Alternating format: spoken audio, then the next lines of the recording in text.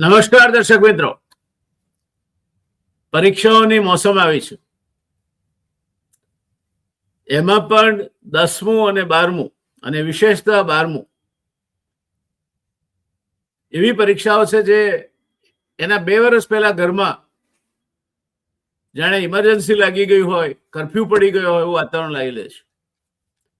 TV માળીએ ચડી જાય, મહેમાનો આવે તો વાત કરવાનું પોસાય નહીં, મા બાપ દીકરાને કે દીકરીને વંચાવવા માટે જાતે ઉજાગરા કરે, ચા બનાવી આપે, નાસ્તો બનાવી આપે, એનો ખ્યાલ રાખે. બસ વાતાવરણ આખું જ જાણે પરીક્ષા એ જ મોક્ષનું અંતિમ ચરણ હોય એ રીતે આખું ગોઠવાઈ જાય ને આખા ઘરમાં જાણે આમ એકદમ બધા ઉભા મને જીવતા હોય તે પ્રકારની પરિસ્થિતિનું નિર્માણ થાય. આ પરીક્ષાઓ ખરી રીતે જોઈએ તો વિદ્યાર્થીઓને, આપણે આજે 10 કે 12ની વાત કરીએ, જેઈની કે જેઈ એડવાન્સની વાત કરીએ, અથવા યુપીએસસી કે જીપીએસસીની વાત કરીએ, તો પરીક્ષાર્થીનું હીર નીચોવી લે છે.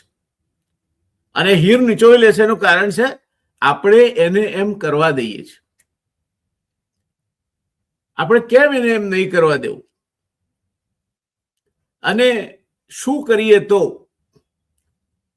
વાતાવરણમાં હળવાશ લાવી શકાય, શું કરીએ તો બાળક એકદમ જેને કહેવાય કે નિરાશ થઈને, હતાશ થઈને તૂટી ન જાય. ક્યારેક પરીક્ષા હોલમાં 12મા ધોરણની પરીક્ષાર્થીને હૃદયરોગનો હુમલો આવે, ક્યારેક 10મા ધોરણની પરીક્ષાર્થીને હૃદયરોગનો હુમલો આવે અને એ હોસ્પિટલ પહોંચે તે પહેલા પ્રાણ ત્યાજી દે. ક્યારેક પરીક્ષાઓ દરમિયાન અથવા પરીક્ષાના પરિણામ આવ્યા બાદ કોઈ આપઘાતનો રસ્તો પસંદ કરી લે. પરીક્ષાના પરિણામો આવવાના હોય સમયે અમદાવાદમાં પહેલા તો કાંકરિયાની આજુબાજુ ખાસ તરવૈયા અને પોલીસ મુકાતી, પણ જેને આપઘાત કરવો છે ને તો 1000 રસ્તા મળી રહેશે. ત્યારે આ વાતાવરણ કોણ ઊભું કરે છે? જેને આપણે આપણા જીગરનો ટુકડો કહીને પાળ્યું પોષ્યું, એ આપણું સંતાન, એ તૂટી જાય, તણાવ વેઠી ન શકે એટલી હદ સુધી એ તણાઈ જાય, ખેંચાઈ જાય અને છેવટે ક્યારેક પોતાની જાતને નુકસાન કરી બેસે. એવું શું છે અને કઈ રીતે એને આપણે રોકી શકીએ, હળવું કરી શકીએ? ત્યારે 10મા અને 12માની પરીક્ષાઓ અત્યારે બારણે ટકોરા દઈ રહી છે. અન્ય પરીક્ષાઓ પણ આવશે. તેવે સમયે અમને લાગ્યું કે આ વિષયને લઈને મા બાપ અને પરીક્ષાર્થીઓ બંને માટે એક કાર્યક્રમ કરીએ, એમને હળવા કરવાનો પ્રયત્ન કરીએ, એમને સમજાવવાનો પ્રયત્ન કરીએ, એમની સામે તથ્યો મૂકવાનો પ્રયત્ન કરીએ, તો કદાચ એ રીતે પણ એક મોટી સેવા થઈ શકે. અને એ વિચારમાંથી આજનો કાર્યક્રમ સ્ફુર્યો છે. આપને આ કાર્યક્રમ ગમે તો વધારેમાં વધારે તમારા સંતાનોના મિત્રો અથવા તો એમના પેરેન્ટ્સ, વાલી, માતા પિતા કે અન્ય સુધી આ કાર્યક્રમને પહોંચાડજો. એમને સમજાવજો કે પરીક્ષા એ જ માત્ર જીવનનું અંતિમ ધ્યેય નથી. પરીક્ષામાં બહુ સારું ન કરનાર વ્યક્તિ પણ જીવનમાં ખૂબ સારું કરી શકે છે. બહુ દૂર શોધવા નથી જતો હું દાખલો. 2 દાખલા મારા પોતાના જીવનમાંથી તમારી સામે મૂકવા માંગુ છું. અમારા સમયમાં 11મું ધોરણ હતું, એને એસએસસી કહેવાતું. એ એસએસસીમાં સમગ્ર વડોદરા બોર્ડમાં પહેલા નંબરે આવેલ વિદ્યાર્થી વડોદરા યુનિવર્સિટીમાં પ્રેપરેટરી સાયન્સમાં દાખલ થયો અને કર્મની કઠણાઈ કોઈ પ્રેપરેટરી સાયન્સની પરીક્ષામાં ફેલ થયો. શું થયું હશે? શું થયું હશે એના મા બાપને? શું થયું છે આજુબાજુના એના મિત્ર વર્તુળને? પણ દોસ્તો, એ માણસ જુદી માટીનો ઘડાયેલો હતો. એને એ દરમિયાન સમજાઈ ગયું કે મારી પસંદગી તો આર્ટ્સ છે, મારી પસંદગી સાયન્સ, એન્જિનિયરિંગ કે મેડિકલ નથી. અને એ આર્ટ્સમાં ગયો, પોસ્ટ ગ્રેજ્યુએશન જ્વલંત સફળતા સાથે પ્રાપ્ત કર્યું, વિદેશમાં ભણ્યો, વિદેશની સારામાં સારી યુનિવર્સિટીમાં પ્રોફેસર તરીકે એને ભાષણો આપ્યા અને અત્યંત સફળ વ્યક્તિ તરીકે એ માણસે પોતાની કારકિર્દી કરી. જો એ ભાગી પડ્યો હોત તો? દોસ્તો, મારો પોતાનો દાખલો તમારી સામે ટાંકવા માંગુ છું. એસએસસી સુધીની પરીક્ષામાં મેં હંમેશા પહેલો નંબર જાળવી રાખ્યો હતો. ડિસ્ટિંક્શન લાવવું એટલે અમારા માટે રમતવાત હતી. પ્રાથમિક school scholarship examination, secondary school scholarship examination અને ત્યાર પછી સતત સ્કોલરશિપ લઈને હું ભણ્યો. અને મેં પણ એમએસ યુનિવર્સિટીમાં એડમિશન લીધું, પેલા વિદ્યાર્થીની સાથે જ. અમે એક જ બેચના વિદ્યાર્થીઓ. એકનું એક સંતાન એટલે માએ મુહૂર્ત જોવરાયું અને ક્લાસ ચાલુ થયાના 11 દિવસ વીતી ગયા પછી આ જયનારાયણ વ્યાસ, એમનું 38 કિલો વજન, સાવ સામાન્ય દેખાવ, કોઈ પણ પ્રકારનું એક્સપોઝર નહીં, એમએસ યુનિવર્સિટીના પ્રેપરેટરી સાયન્સના ક્લાસમાં રોલ નંબર 575 તરીકે હાજરી આપવા બેઠા, છેલ્લી બેન્ચ ઉપર. સ્વાભાવિક છે, સિદ્ધપુર ગામડાની એક સ્કૂલ જેના 3 રૂમમાં 6 ધોરણ ભણાવતા હતા, ત્યાંથી શરૂઆત કરી એલએસઆઈ સ્કૂલ ને પછી સીધા એમએસ યુનિવર્સિટીમાં, જ્યાં અડધો અડધ વિદ્યાર્થીઓ જમાનામાં સિનિયર કેમ્બ્રિજ પાસ કરીને વિદેશથી ભણવા આવતા હતા. ધાણીફૂટ અંગ્રેજી બોલે, પ્રોફેસરો ધાણીફૂટ અંગ્રેજી બોલે, સમજણ પડે ના પડે, ખોવાઈ જવાય. To cut the matter short, દોસ્તો, સાઇન થીટા, કોસ થીટા અને ટેન થીટા રાક્ષસ જેવા લાગતા હતા એ વખતે. ત્યારે પોતાને બહુ હોશિયાર સમજનાર અને એ હવા ભરીને ત્યાર સુધી ઉછરેલ એક વિદ્યાર્થી પ્રેપરેટરી સાયન્સના પહેલા ટેસ્ટમાં બિલકુલ ખરાબમાં ખરાબ રીતે નાપાસ થયો. મારા 50માંથી વધારેમાં વધારે 3 માર્ક હતા અને 3 વિષયમાં તો 0 માર્ક હતા. મેથેમેટિક્સ, ફિઝિક્સ અને કેમેસ્ટ્રી 3માં 0 માર્ક. શું થાય? ધરતી જગ્યા આપે તો સમાઈ જવાનું મન થાય. શું કેવું ઘરે? સ્કોલરશિપ બંધ થઈ જશે એની ચિંતા. આગળ શું કરીશું કારકિર્દીમાં? મેં શરણું પકડ્યું. કમાટી બાગમાં જૂની બરાબર સિંહ વાઘના પાંજરા છે એની પાછળ એક ગરમાળાનું ઝાડ છે. હું એકલો ત્યાં જઈને બેસી રહું. ધીરે ધીરે મન મક્કમ કર્યું. એ વખતના પ્રોફેસરો પણ બહુ વિદ્યાર્થીઓની સંભાળ લેતા. મને પણ એવા એક પ્રોફેસર મળી ગયા કે એમણે મને એક પણ પાઈ ટ્યુશન લીધા વગર ફિઝિક્સ, કેમેસ્ટ્રી અને મેથેમેટિક્સનું સારામાં સારું ટ્યુશન ગોઠવી આપ્યું. બીજો ટેસ્ટ આવ્યો અને 67% માર્ક આવ્યા.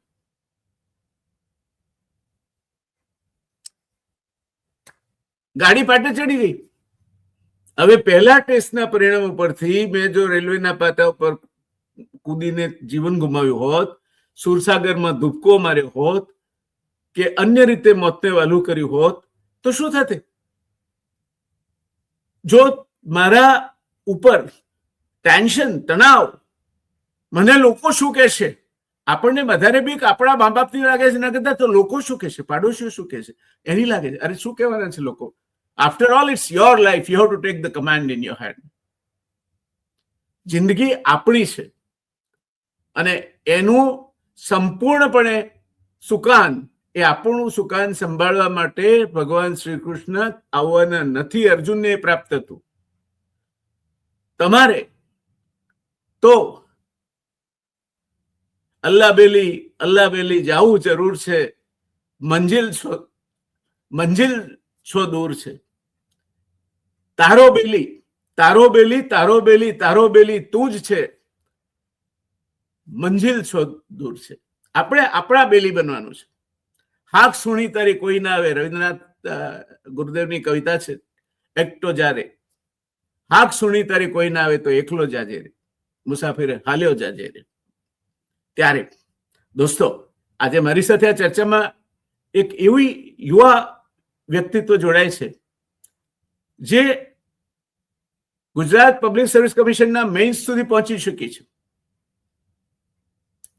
લોયર તરીકે કારકિર્દી ઘડવા માટે અત્યંત તેજસ્વી કારકિર્દી સાથે આગળ વધી રહી છે.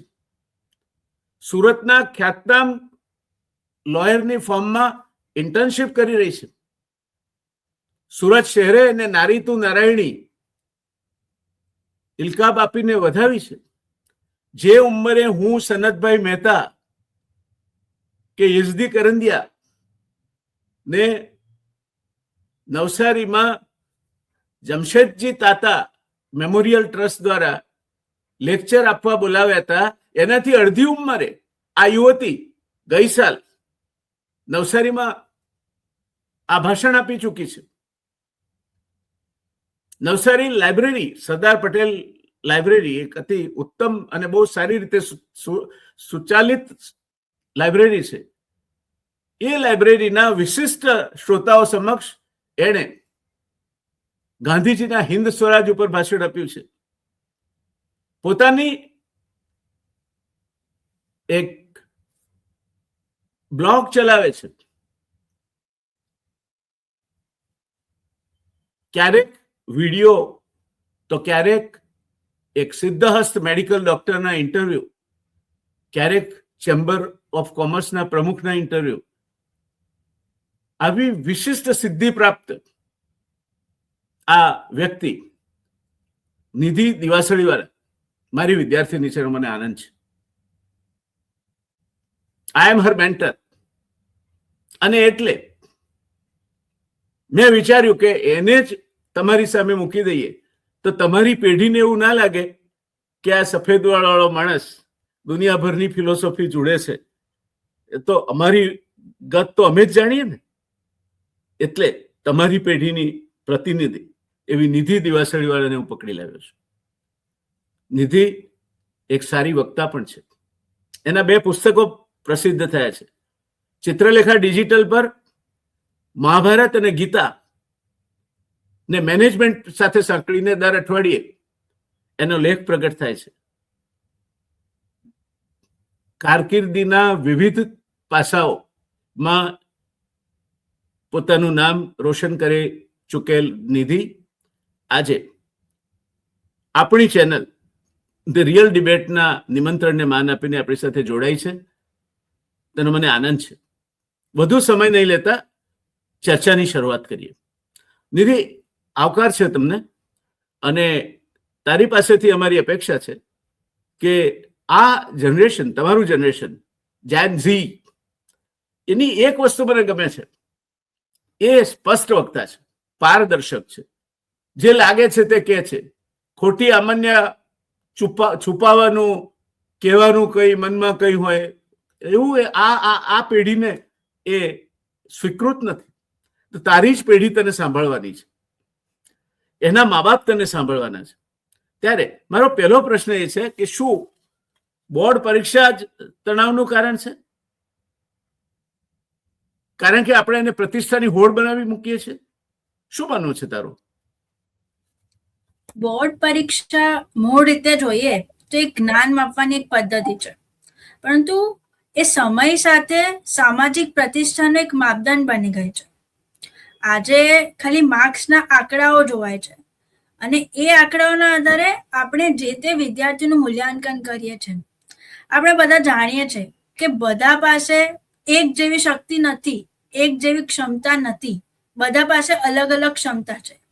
તો આપણે કેવું કે અત્યારે કેવી મેન્ટાલિટી થઈ ગઈ છે કે સામાજિક એક બોર્ડની પરીક્ષાને એક સામાજિક યુદ્ધ બનાવી દીધું છે, વોર ફોર્મમાં, કે એ વિદ્યાર્થી પરીક્ષામાં સારા માર્ક્સ તો લાવવા માટે મહેનત કરે જ છે, પણ હવે આજનો વિદ્યાર્થી સાબિત કરવા માટે પરીક્ષા આપતો હોય ને, એ રીતનું વાતાવરણ આજુબાજુ ઘડવામાં આવે છે. અત્યારે આપણે માનીએ કે જીવનમાં ઘણી બધી તકો છે, તો આપણે સામાજિક વાતાવરણ એ પ્રકારનું બનાવી દીધું છે કે પ્રતિષ્ઠાને એક સવાલ બનાવી દીધો છે કે ફલાણાની દીકરીએ 95% સ્કોર કર્યા અને તમારા દીકરાએ આટલા જ સ્કોર કર્યા, તો એક અપમાનનું કારણ બનાવે છે, અને એને કારણે વિદ્યાર્થીઓના આત્મવિશ્વાસમાં પણ ઘટાડો થયો છે. આપણે મા બાપે વિદ્યાર્થીઓને એટલે પોતાના સંતાનોને સમાજની આગળ એક શોકેસ કરે છે કે મારા વિદ્યાર્થીના આટલા માર્ક્સ આવ્યા, મારા સંતાનના આટલા માર્ક્સ આવ્યા, ફલાણાના સંતાનના આટલા માર્ક્સ આવ્યા. તો એ રીતે વિદ્યાર્થીઓને એક શોકેસનું માધ્યમ બનાવ્યું છે. પણ મારા મત મુજબ એઝ અ સ્ટુડન્ટ હું એ કહેવા માંગીશ કે બોર્ડની પરીક્ષાને જેટલો હાવ વિદ્યાર્થીઓમાં નથી ને, એટલો હાવ તો સમાજ અને આજુબાજુનું આપણી સોસાયટી ક્રિએટ કરે છે, અને એને કારણે વિદ્યાર્થીઓમાં સ્ટ્રેસ વધે છે, અને આપણે એને એક પ્રતિષ્ઠાની દોડ બનાવી દીધી છે. વિદ્યાર્થીઓ એટલે કે પોતાના સંતાનો, મા બાપ માટે અત્યારે સંતાનો નથી રહ્યા, પણ તારા દીકરા કરતા મારો દીકરો કેટલા ટકા વધારે લાવે છે ને, એ વધારે અગત્યનું થઈ ગયું છે, અને એ સમાજમાં પ્રતિષ્ઠાનું કારણ પણ બની ગયું છે. એટલે અત્યારે બોર્ડની પરીક્ષા એક તણાવનું કારણ તો છે જ, બોર્ડની પરીક્ષા એક કારણ છે, પણ એનાથી વધારે તણાવનું કારણ છે આ જે સામાજિક પ્રતિષ્ઠાનું જે છે, સોશિયલ પ્રેશર જે ક્રિએટ થાય છે, એને કારણે વિદ્યાર્થી વધારે તાણ અને દબાણ અનુભવે છે કે હું આટલા માર્ક્સ નહીં લાવીશ, આટલા સ્કોર નહીં કરીશ, અને સામે પાછળવાળા પિન્ટુ કરતા હું પાછળ પડી જઈશ, એવું એના મગજમાં ચાલે છે. એટલે એ સાબિત કરવા માટે પરીક્ષા આપતો હોય ને, એ રીતની અત્યારે દોડ ચાલુ થઈ ગઈ છે, આંધળી દોડ ચાલુ થઈ ગઈ છે. એટલે મારા મત મુજબ એક પ્રતિષ્ઠાની સ્પર્ધા બનાવી દીધી છે બોર્ડની પરીક્ષા. સરસ. દર્શક મિત્રો, એક સાબુની જાહેરાત આવતી હતી, એમાં બે વ્યક્તિઓ હોય સફેદ શર્ટ પહેરેલી, અને પેલો કે તેરી શર્ટ મેરી શર્ટ સે સફેદ ક્यों, તારી ખમીસ મારા કરતા સફેદ કેમ છે. આ સાબુની જાહેરાતમાં શોભે? એક પરીક્ષા પાસ થવાથી તમારું સંતાન બધી જ સિદ્ધિઓ પ્રાપ્ત કરી લે. એક વસ્તુ સમજો કે 10મા ધોરણમાં પહેલી વાર આવડી મોટી પરીક્ષા આપે છે, 12મા ધોરણમાં પણ એના સામેની ચિંતાઓ ઘણી છે, એને એન્જિનિયરિંગમાં જવું છે, એને મેડિકલમાં જવું છે, એને કોઈ સારી જગ્યાએ પ્રવેશ મેળવવો છે. તમે એને આ તેરી કમીજ મેરી કમીજ સે સફેદ ક્યાં, એની હરીફીમાં ક્યાં ઉતારો છો? ના કરશો આવું.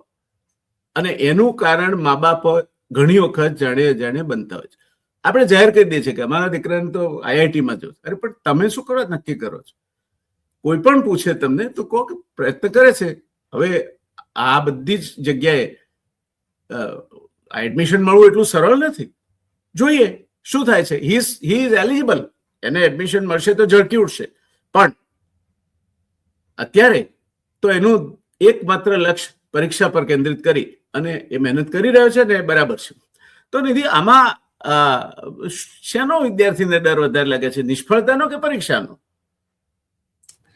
સર, એમ જોવા જઈએ તો વિદ્યાર્થીને ડર નિષ્ફળતાનો પણ લાગે છે અને પરીક્ષાનો પણ એનાથી વધારે મોટો ડર વિદ્યાર્થીઓને એક અપેક્ષાનો અને તુલનાનો લાગે છે. અત્યારે નિષ્ફળતા કરતા વિદ્યાર્થીઓને લોકોની પ્રતિક્રિયાનો વધારે ડર લાગે છે કે મારા આટલા ઓછા માર્ક્સ આવશે તો સમાજ શું વિચારશે, લોકો શું રિએક્ટ કરશે.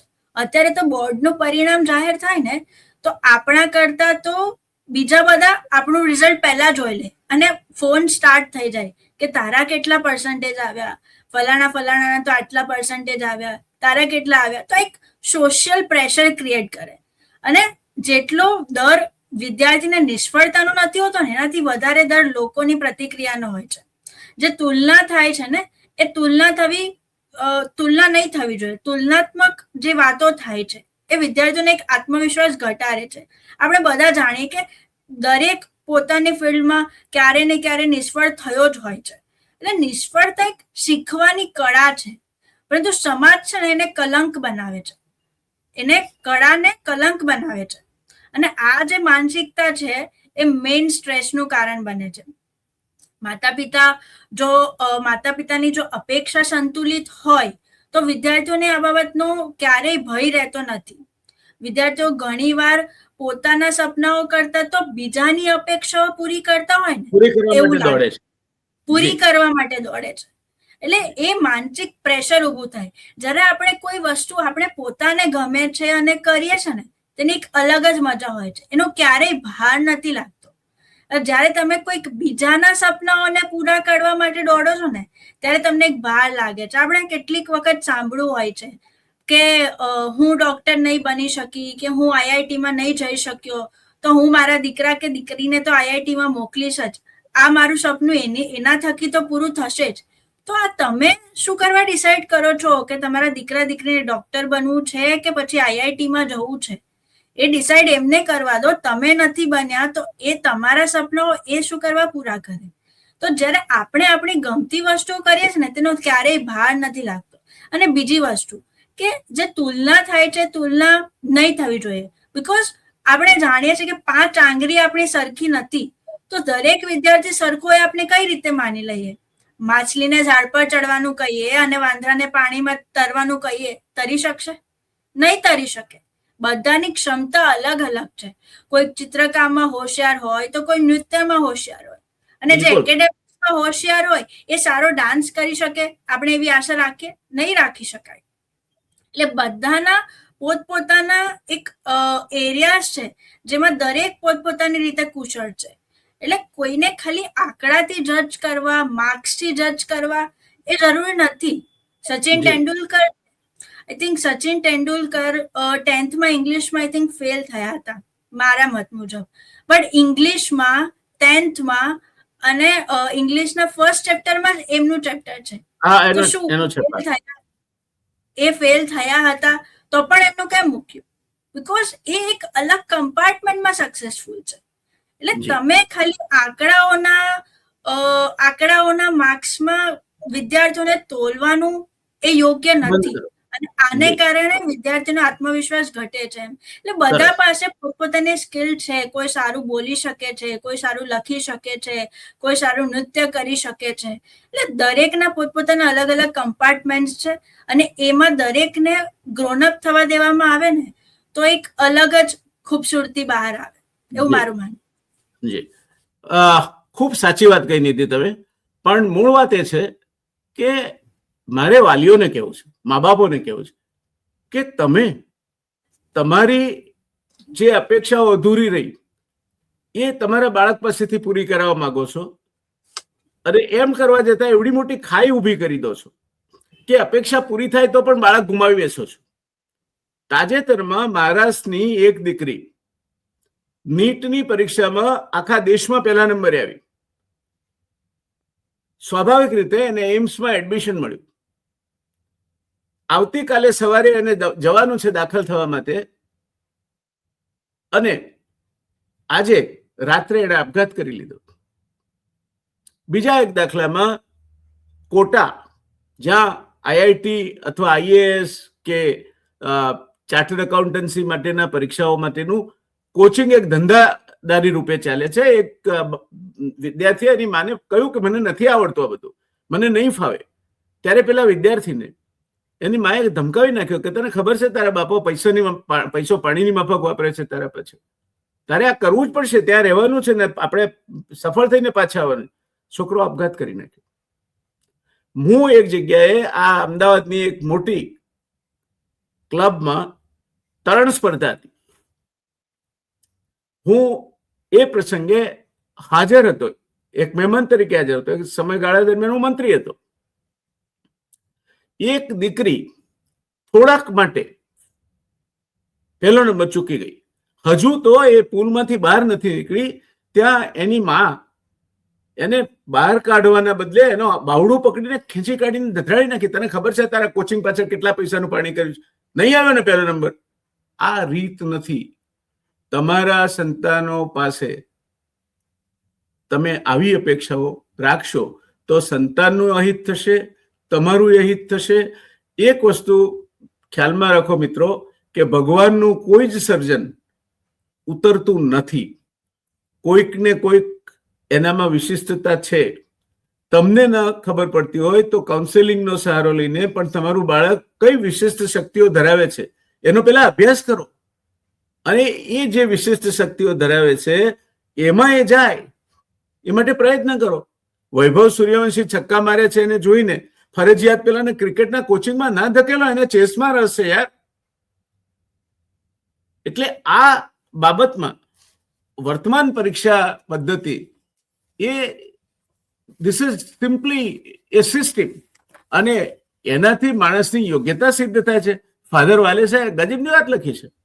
એણે કોનોકેશન સમારંભમાં બોલતા કહ્યું છે કે તમારા હાથમાં તમારે ડિગ્રીનો કાગળ મુકાયો,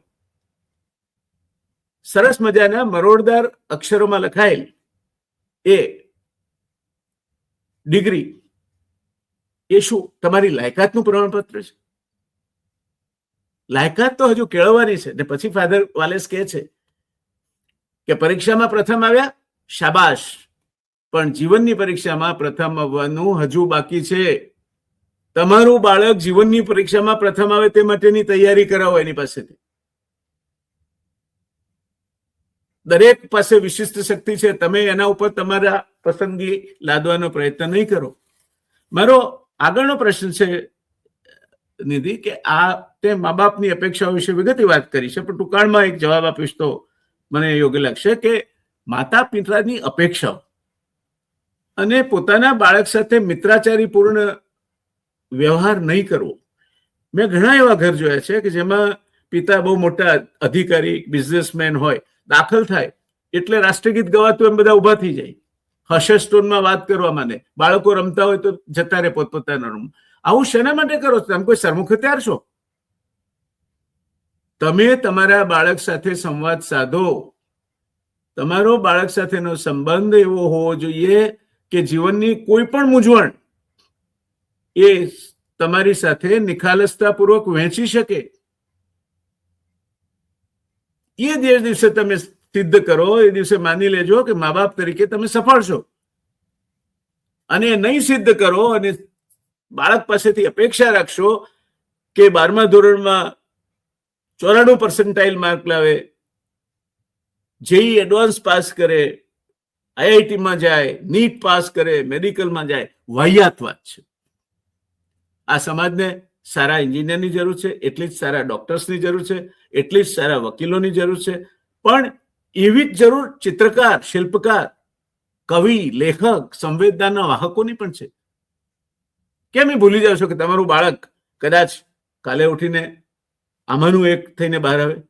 એવી શક્યતાઓ વિચારે શેના માટે પાડો છો? એટલે પરીક્ષાને તણાવ ના બનવા દો. તમારા સંતાન સાથે નિરાંતે બેસો 10મા ધોરણમાં એ આવે એના પહેલા, અને કહો કે જો બેટા, અમારા માટે દુનિયાની સૌથી મોટી પ્રાપ્તિ તું છે, એટલે મહેનત કરવાની, સારામાં સારો પરફોર્મન્સ આપણે કરવો છે, તારામાં એક ક્ષમતા છે, પણ તું અમુક ટકા લાવે તો જ અમે તારાથી રાજી છીએ. એ ભૂલી જા. આપણે બધા મિત્રો છીએ, અમે તારી સાથે જ છીએ, તારી સાથે જાગીશું, તારા માટે ઉજાગરા કરીશું, ચા બનાવીશું, નાસ્તો કરીશું, તું જે કહેશે તે કરીશું. તું સિનેમા જોવા નહીં જાય, આખો વર્ષ અમે પણ નહીં જોઈએ સિનેમા, પણ at the end of the day દોસ્ત, દીકરા કે દીકરી એટલું સમજી લે કે અમારા માટે તું છે એ વધારે અગત્યનું છે, તારી ડિગ્રી એ ગૌણ છે, અને તું એક સારો માણસ કે સારી વ્યક્તિ બને એ વધારે અગત્યનું છે, તું કેટલા પૈસા કમાય છે એ વાત ગૌણ છે. આ પ્રકારનો સંવાદ તમારા સંતાન સાથે કરવાનો કોઈ દિવસ તમે વિચાર્યું જ ખરો? સમય છે ખરો? ક્યારેક ગાળ્યો છે તમારા બાળક સાથે સમય? એ શું કે છે સાંભળવા માટે? તો નિધિ, આ કોચિંગ ક્લાસ અને ટ્યુશન સંસ્કૃતિ અત્યારે ખૂબ ફૂલ્યા ફાલ્યા છે. જ્યાં જોઈએ ત્યાં ફોટા સાથે આવે છે કે અમારા કોચિંગ ક્લાસમાં, અમારા ટ્યુશન ક્લાસમાં અ બ ક 99 પોઈન્ટ આટલા પર્સન્ટાઇલ, અ ડ ઈ આટલા પોઈન્ટ આટલા પર્સન્ટાઇલ, ફોટા સાથે જાહેરાત આવે છે. એટલે તમારા સંતાનને અમારા કોચિંગ ક્લાસમાં મોકલો, જાણે કોચિંગ ક્લાસે ઉંદર પકડવાનું પાંજરું બની ગયા છે. તો આ કોચિંગ ક્લાસ, આ ટ્યુશન એ બાળકને એક મશીન બનાવી દે છે, એ કેટલા અંશે ઈચ્છનીય છે? સર, આપે કહ્યું એમ કે અત્યારે ઠેર ઠેર ટ્યુશન ક્લાસ ચાલુ થઈ ગયા છે. મોટા મોટા હોર્ડિંગ્સ લાગે કે અમારે ત્યાં આટલા પર્સન્ટાઇલ વાળા વિદ્યાર્થીઓ છે, આટલા પર્સન્ટાઇલ વાળા વિદ્યાર્થીઓ છે, one kind of advertisement. But A coaching જે છે ને, એના બે પાસા છે. એક પાસું જોઈએ તો એના સારું અને ખરાબ બંને પાસું છે. કોચિંગ ક્લાસનું સારું પાસું જોઈએ તો એમાં એક વન ઓન વન ઇન્ટરેક્શન થાય, એના પર્સનલી ડાઉટ સોલ્વ થાય અને પર્સનલી ધ્યાન આપે ટીચર સ્ટુડન્ટ્સ પર. અને બીજી એક વસ્તુ એવું કે કોચિંગ ક્લાસને કારણે એમાં કેવું સતત ટેસ્ટ લેવાતી રહેતી હોય છે, સતત માર્ક્સ આવતા રહેતા હોય છે. તો એક રીતે માર્ક્સ જેમ જેમ ઇમ્પ્રુવાઇઝેશનનો એક મોકો મળે. ટ્યુશન ક્લાસીસ ઇમ્પ્રુવાઇઝેશનનો એક માધ્યમ છે. બીજી વસ્તુ એ છે કે એનું ખરાબ પાસું કોચિંગ ક્લાસીસનું મારા મત મુજબ એવું માનવામાં આવે છે કે એક આ જ વસ્તુને આપણે ઉલટી કરીએ કે કોચિંગ ક્લાસીસમાં સમયાંતરે ટેસ્ટ લેવાતી રહેતી હોય છે, નિયમિત ટેસ્ટ લેવાતી રહેતી હોય છે. તો કેટલીક વખત એ ટેસ્ટના પેપર જે રિયલ બોર્ડની એક્ઝામ હોય છે એનાથી વધારે અઘરા નીકળે છે. તો અહીંયા સમસ્યા એ થાય છે કે અહીંયા કેટલીક વખત વિદ્યાર્થીઓને એવું થાય છે કે મારા આ ટ્યુશનની ટેસ્ટમાં સારા માર્ક્સ સ્કોર હું કરી શકી નથી, તો પછી હું બોર્ડની એક્ઝામમાં કઈ રીતે સારા માર્ક્સ સ્કોર કરી શકીશ? અને આ અહીંયા ઊભી થાય છે એન્ઝાયટી, મૂંઝવણ ઊભી થાય છે. અને આ પણ એક સ્ટ્રેસનું કારણ બને છે. અને આને કારણે એક આત્મવિશ્વાસ પણ ઘટે છે કે મારા જયારે આમાં આટલા માર્ક્સ ઓછા આવ્યા છે તો હું હવે બોર્ડની એક્ઝામમાં કઈ રીતે પરફોર્મ કરી શકીશ, ત્યાં કઈ રીતે સારો સ્કોર કરી શકીશ. તો એક અહીંયા આ પણ એક એનું ખરાબ પાસું છે એમ. અને આની જ ઉલટી રીતે જોઈએ તો જો અહીંયા સારા માર્ક્સ આવ્યા હોય તો એક પ્રકારનો એવો આત્મવિશ્વાસ પણ ઉભો થાય કે બોર્ડમાં પણ મારા એટલા જ સારા માર્ક્સ આવશે. એટલે કોચિંગ સંસ્કૃતિ એક એવું છે કે તમારે ત્યાં કરી એક ઇમ્પ્રુવાઇઝેશનનું એક માધ્યમ છે. ત્યાં તમે કોચિંગમાં જાઓ છો તો તમે જે સ્કૂલમાં કે પોતે જાતે સ્ટડી કરો છો ત્યાં જે છૂટી ગયું હોય છે એને ઇમ્પ્રુવ કરવા માટે, એમાં થોડુંક પેલું કહેવાય ને કે આપણે શાર્પન કરવા માટેનું એક પ્લેટફોર્મ છે. એટલે આ કોચિંગ સંસ્કૃતિ તમે જે રીતે કહ્યું કે વિદ્યાર્થીઓને મશીન બનાવી રહી છે, એ કેટલાક અંશે સાચી વાત છે. કારણ કે કોચિંગ સંસ્કૃતિ, કોચિંગ ક્લાસમાં કેવું હોય, વિદ્યાર્થી સવારે જાય, બપોરે પાછું, સાંજે પાછું. એમ વિદ્યાર્થીઓ તો પેલું જાણે ફૂટબોલ જેવું બની ગયું હોય છે. ઘરેથી થ્રો કરીને ડાયરેક્ટ કોચિંગ ક્લાસમાં, કોચિંગ ક્લાસથી ઘરે, આ જ સ્કેડ્યુલ ચાલતું હોય છે. ને 10મા 12માના ક્લાસીસ તો દિવાળી વેકેશન ટાઈમથી જ શરૂ થઈ જાય છે. એટલે એ લોકોને પોતાનો મનને રિલેક્સ કરવા માટેનો પણ સમય નથી મળતો. એટલે મેઇન વસ્તુ કેવું છે કે તમે ફ્રેશ માઇન્ડથી સારી રીતે બધી વસ્તુ શીખી શકો. એના માટે તન અને મનની તંદુરસ્તી ખૂબ જ જરૂરી છે. અત્યારે વિદ્યાર્થીને પોતાના માટે જ સમય નથી મળતો, પોતાના એન્જોયમેન્ટ માટે, એન્ટરટેનમેન્ટ માટે સમય નથી મળતો કે પોતે મનથી હળવા થઈ શકે. અને આપણે બધા જાણીએ કે હળવું મન હોય ને તો જ કંઈક નવું શીખી શકાય, કંઈક નવું ગ્રહણ કરી શકાય. અને એમ તન અને મન જો બંને સુરક્ષિત, સ્ફૂર્તિદાયક હોય, તંદુરસ્ત હોય તો તમે ખૂબ જ સારી રીતે શીખી શકો. પણ અત્યારે મેન્ટલી જ વિદ્યાર્થીને એટલું બધું થકવી દેવામાં આવે છે ને, અહીંયાથી આ ટેસ્ટ, કાલે આનું રિવિઝન, અને એ રીતે મેન્ટલી થકવી દેવામાં આવે છે. તો વિદ્યાર્થી સારો પરફોર્મ નહીં કરી શકે. બટ ઓબ્વિયસ છે, it's a human behaviour, means હ્યુમનનો એક નેચર છે ને. આપણે બધા જાણીએ કે આપણે કોઈક પણ વસ્તુ એક ધારું નહીં કરી શકીએ. આપણે માણસ છે, આપણે કોઈક વસ્તુની બ્રેક જોઈએ. હમણાં જ મારી એક ડોક્ટર સાથે વાત થઈ તો ડોક્ટર હમણાં 10 દિવસની રજા પર છે, લીવ પર છે. તો મેં એક સામાન્ય પ્રશ્ન પૂછ્યો કે 10 દિવસની તમે લીવ પર છો, કોઈ કારણ? તો એમણે મને કહ્યું કે નિધિ, હું સાચે મને મારું મેન્ટલ સ્ટ્રેસ ખૂબ જ વધી ગયું છે. હવે આ મેન્ટલ સ્ટ્રેસ કઈ રીતે વધી ગયું? એમણે કીધું હું દિવસના કેટલાય કેસ હેન્ડલ કરું છું, એ મને હવે બ્રેક જોઈએ છે. બીકોઝ મને મારા મેન્ટલ હેલ્થ માટે મારે બ્રેક લેવો છે. તો ડોક્ટર આ લેવલે કહી શકતા હોય કે મને મેન્ટલ બ્રેક લેવો છે, મારા મેન્ટલ હેલ્થ માટે બ્રેક લેવો છે 10 દિવસનો, તો પછી આ તો સ્ટુડન્ટ છે, 10મા 12માના છોકરાઓ છે, વિદ્યાર્થીઓ છે, તો એ લોકોને તો બ્રેકની જરૂર પડે. એટલે તમે એકદમ બર્ડન નહીં નાખો કે ટીવી નહીં જોવાનું, ફ્રેન્ડ સાથે વાત નહીં કરવાની, કશે બહાર હરવા ફરવાનું નહીં. ચિલ, શાંતિથી બધું જ થઈ શકે. જો તમે થોડી વખત મિત્રો સાથે વાત કરી લો કે થોડુંક બહાર હરી ફરી લો, તો તમે પછી પાછા આવીને બમણી સ્પીડથી વાંચી શકો અને એ બધું સારી રીતે યાદ પણ રાખી શકો. એ મારું માનવું એવું છે કે કોચિંગ સંસ્કૃતિ એ સારી પણ છે અને ખરાબ પણ છે, પણ આપણે એને કઈ રીતે ગ્રહણ કરીએ છીએ ને એ આપણી પર છે. જી ધન્યવાદ. દર્શક મિત્રો, આજકાલ આપણે કોઈના ઘરે જઈએ, દીવાનખાનામાં 4 જણા બેઠા હોય તો 4 જણા રમકડા ઉપર બિઝી હોય છે, આમ કર્યા કરતા હોય. કોઈને એકબીજા સાથે વાત નથી કરવી. કેમ? તો સોશિયલ મીડિયા એટલું બધું ઘૂસી ગયું છે માણસના જીવનમાં કે એની બહાર જઈને વિચારવાનું એને હવે અનુકૂળ આવતું નથી. એટલે એને એક્સરસાઇઝ માટે સમય નથી, કસરત માટે સમય નથી, રમત માટે સમય નથી, સોશિયલાઇઝેશન માટે સમય નથી, વાંચવા માટે સમય નથી, પણ એ સોશિયલ મીડિયા પર સમય એને મળી રહે છે. તો નિધિ, મારો પ્રશ્ન એ છે કે સોશિયલ મીડિયા એ વિદ્યાર્થીઓના તણાવમાં વધારો કરે છે કે ઉપયોગી બને છે? સોશિયલ મીડિયાની સર વાત કરીએ ને, તો સોશિયલ મીડિયા એક એવું માધ્યમ છે કે ફર્સ્ટ ઓફ ઓલ તમે એનો કઈ રીતે ઉપયોગ કરો છો ને એની પર નિર્ભર કરે છે. બાકી સોશિયલ મીડિયા એવું માધ્યમ છે કે જે તમને દુનિયાભરની માહિતી એક ખાલી રૂમમાં બેઠા બેઠા આંગળીના ટેરવે તમને મળી જાય. અને સોશિયલ મીડિયા જેવું બીજું ખતરનાક એકે એવું માધ્યમ નથી કે જે તમને કોઈ ગલત દિશામાં ડિસ્ટ્રેક્ટ કરે. આ છે સોશિયલ મીડિયાના 2 પાસા. હવે સોશિયલ મીડિયાનો તમે કઈ રીતે ઉપયોગ કરો છો ને એ અહીંયા ખૂબ જ મહત્વનું થઈ જાય છે.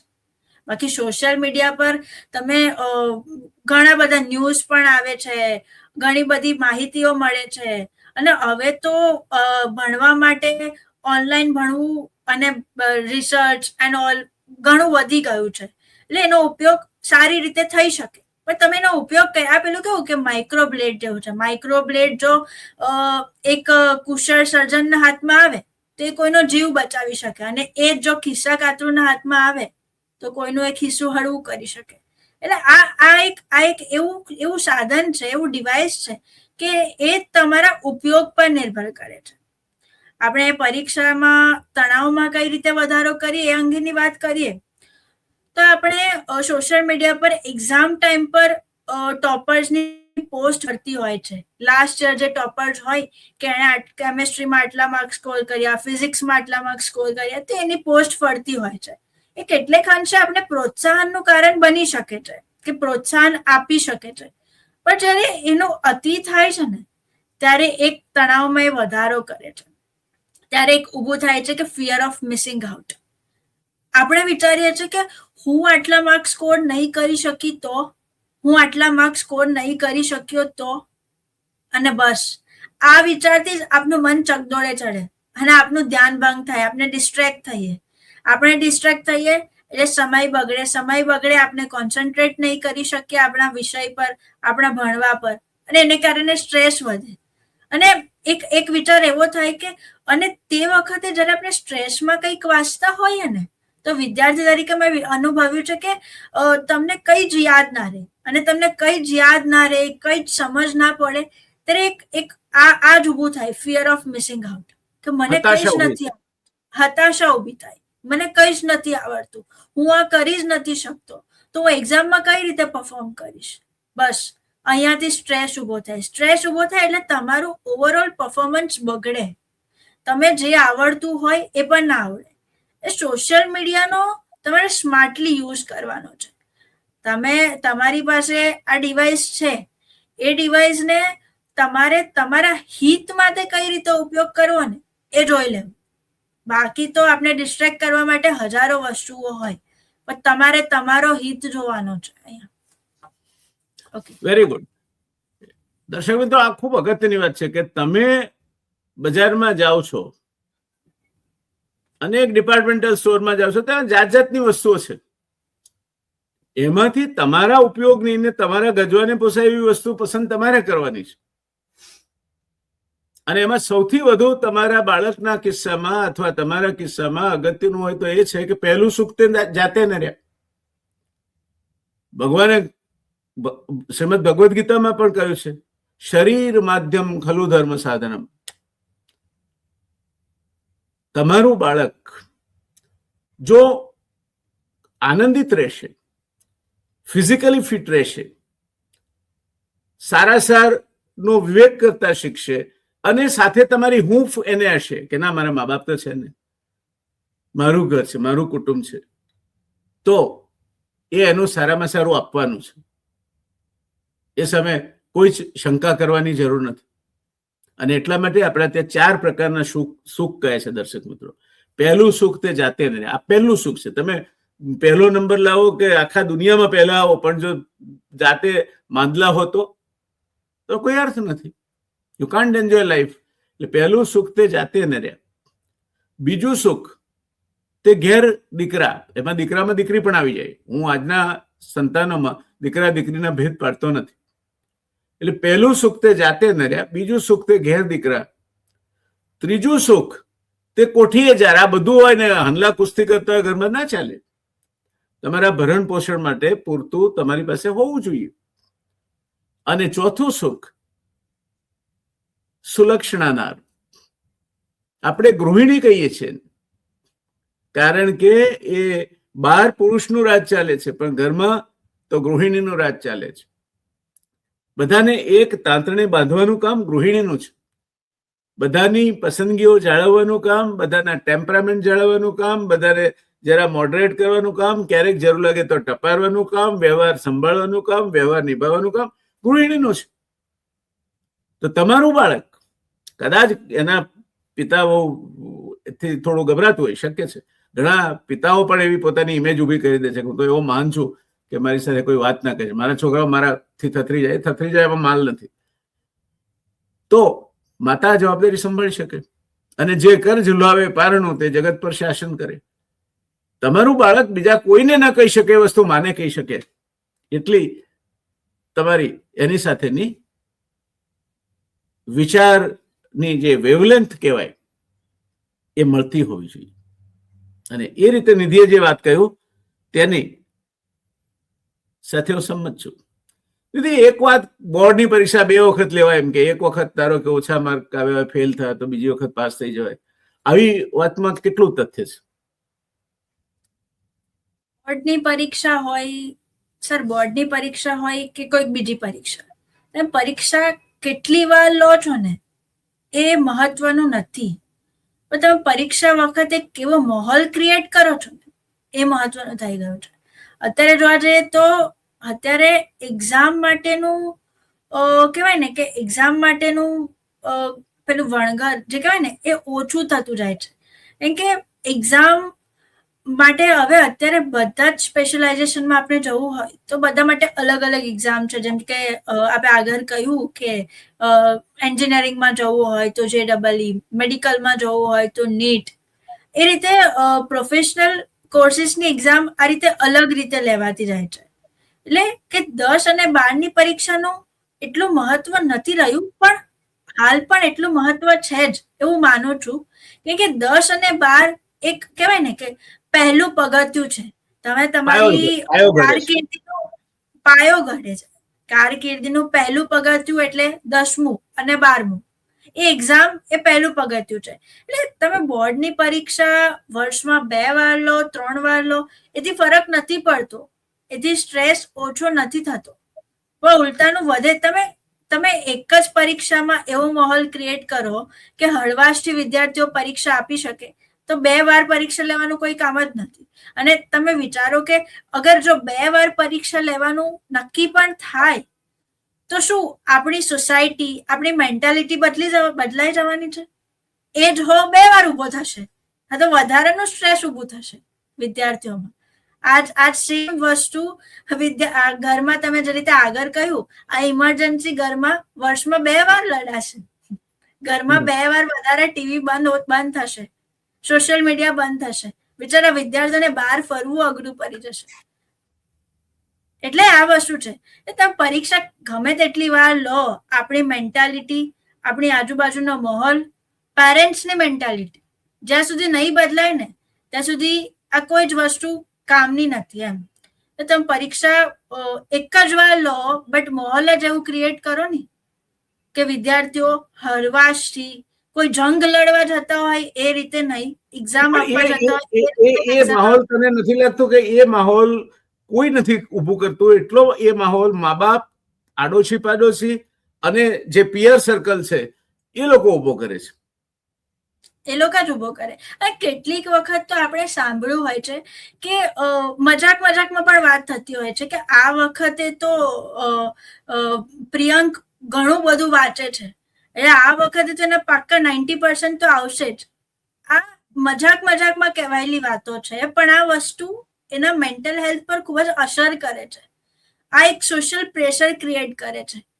એટલે લાગે કે હવે તો લાવવા જ પડશે, અને આ જયારે લાગે ને કે હવે તો લાવવા જ પડશે, ત્યારે એ હળવાશથી એક્ઝામ નહીં આપશે, જંગમાં જતા હોય ને એ રીતે એક્ઝામ આપશે કે ના, મારે હવે તો સાબિત કરવું જ છે, હું આટલું બધું વાંચું છું, મારે લોકોને શું કહેવું.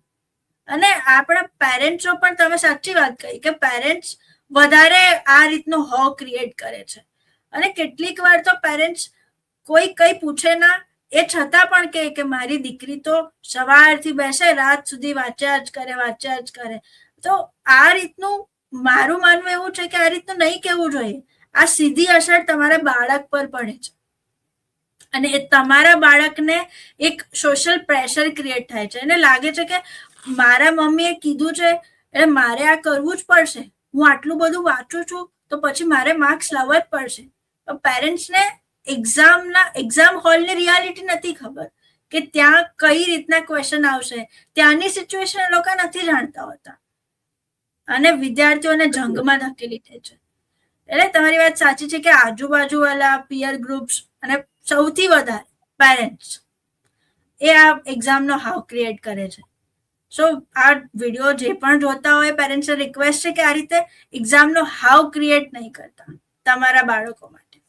મહેનત કરાવો, એનું સારામાં સારું પરફોર્મન્સ આપે એ માટેનું વાતાવરણ પૂરું પાડો, એને પ્રોત્સાહન આપો, એને હૂંફ આપો, એની કાળજી રાખો, બધું જ કરો. તમને પોસાતું હોય તેના માટે ટ્યુશન રાખો, બધું જ કરો. પણ 2 વસ્તુ મહેરબાની કરીને નહીં કરતા કે આટલા ટકા તો લાવવા જ પડશે આ વખતે, તો કોઈ પણ હિસાબે આપણે આમાં જવાનું જ છે. ના, જરૂરી નથી જીવનમાં સફળતા માટે એન્જિનિયર બનવું પડે, કે જીવનમાં સફળતા માટે ડોક્ટર બનવું પડે, કે જીવનમાં સફળતા માટે ચાર્ટર્ડ એકાઉન્ટન્ટ બનવું પડે. ના, જરૂરી નથી. કોઈ પણ ક્ષેત્રમાં મારે ખાસ કરીને મા બાપોને કહેવું છે કે there is always room at the top. આવો એક પિરામિડ છે માણસના જીવનમાં અને કારકિર્દીમાં. એની ટોચ પર હંમેશા જગ્યા ખાલી જ હોય છે. તમે સારામાં સારા ખિસ્સાકાતરું બનો ને તો પણ તમારી ગેંગ ઊભી થઈ જશે. જે બનો તે સારા બનો, જેની આગળ સારું લાગે છે. સારો નોકર, સારો પટ્ટાવાળો, સારો ડ્રાઈવર, સારો આસિસ્ટન્ટ, સારો ડોક્ટર, સારો એન્જિનિયર, આ બધી આઈટમો શોર્ટ સપ્લાયમાં છે માની લો. તો તમારા સંતાનની આગળ સારું લાગે, સારો માણસ એવું લાગે, કોક દાડો કઈ નહીં તો બીજું સારી વ્યક્તિ એવું લાગે, તો એના માટે દુનિયા આખી. સિકંદરને એના બાપાએ કહ્યું હતું કે બેટા, મેસોપોટેમિયાનું રાજ તારા માટે નાનું પડશે, જા દિગ્વિજય કર. અને તમે તો એના સંતાનને એવી હૂંફ આપો, હિંમત આપો કે કઈ નથી આતો. 11, 12મી, 10માની પરીક્ષાઓ આપણે આપવાની છે, સારામાં સારા માર્કથી પાસ થવાનું છે, આપણું ધ્યેય છે. પણ એ તારા હાથમાં નથી. કર્મણ્ય અધિકારસ્તે મા ફલેષુ કદાચન. તારે કર્મ કરવાનો છે, એ કર તું. અને અમે એના સાક્ષી છીએ, અમારું આ સર્ટિફિકેટ છે કે કર્મ સારામાં સારી રીતે કર્યું છે. પછી સર્વધર્માન પરિત્યાજ્ય મામેકમ શરણમ વ્રજ, બધું જ બાજુ પર મૂકી અને ઈશ્વરમાં શ્રદ્ધા રાખો જેમાં માનતા હોય એમાં શ્રદ્ધા રાખો, સારું જ થશે. શુભત્વની શક્તિમાં વિશ્વાસ રાખનાર ક્યારેય નિરાશ થતો નથી. અને મા બાપોને મારી ખાસ સલાહ છે કે તમારા બાળકમાં એ પ્રકારનો કોન્ફિડન્સ ઉભો કરો, એ પ્રકારનો એક આત્મવિશ્વાસ ઉભો કરો, એ પ્રકારનો હિંમત ઉભી કરો કે એ પથ્થરને લાત મારે તેમાંથી પાણી નીકળે. એ વિશ્વાસ ઉભો કરવાનું કામ તમારું છે, નહીં કે એને ખેંચી પાડવાનું કામ. પેલો કેટલું વાંચે છે ને તું જો ક્યાં રખડી ગયા છે ને પછી પરીક્ષાના પરિણામ આવશે ત્યારે મોઢું બતાડવા જેવા અમે નહીં રહે. એટલે પણ છોકરાની પરીક્ષાનું પરિણામ આવવાનું છે, તમે મોઢું બતાડવા જેવા શું કરવા નહીં રહો?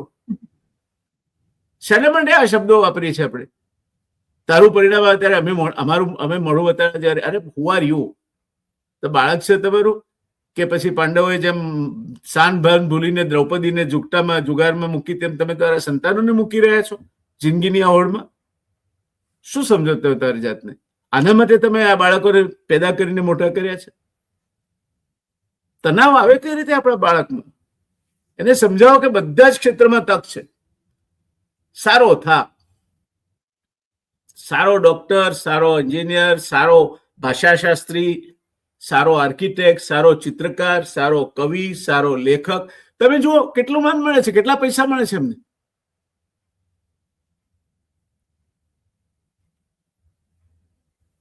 તો તમે નક્કી કરો છો કે આ સૂર્યવંશી જો 14 વર્ષનો શિક્ષર ઉપર શિક્ષણ મારે છે, કરોડો રૂપિયા કમાઈ ગયા. અરે પણ કમાઈ હોય એને તમારા બાળકને ચેસ રમવું છે, તમે શુક્રવારે ક્રિકેટ શીખવાડવું છે. દીદી, આ અતિશય સ્પર્ધાનું વાતાવરણ જે આપણે ઉભું કરી મૂકીએ છીએ, ચારે બાજુ સ્પર્ધા સ્પર્ધા સ્પર્ધા સ્પર્ધા સ્પર્ધા. એક તો સંખ્યા વધતી જાય છે અને પ્રમાણમાં તકો ઉપર દબાણ આવતું જાય છે, એટલે સ્પર્ધા વધે છે, હકીકત છે.